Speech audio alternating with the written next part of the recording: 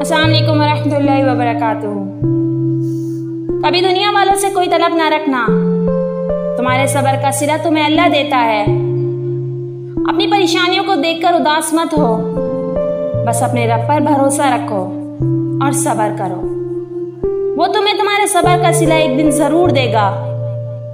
अल्लाह अपने किसी बंदे के साथ ज्यादती नहीं करता, वो बस आजमाता है और सब्र करने वालों को मीठा फल देता है।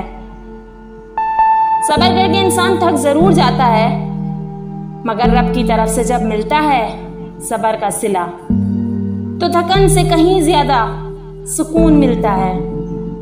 यकीनन देर लगेगी मगर अच्छा होगा।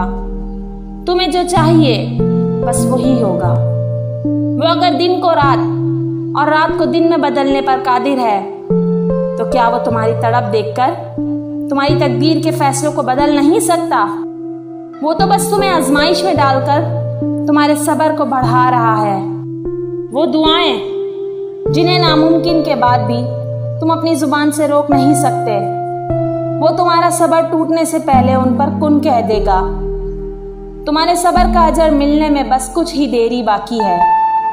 बेशक अल्लाह तुम्हारे सब्र को जाया नहीं होने देगा। वो देर कर रहा है अगर, तो तुम सब्र भी तो कर सकते हो ना।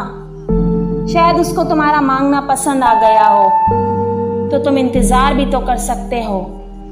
जानती हूँ सब्र करना बहुत मुश्किल होता है।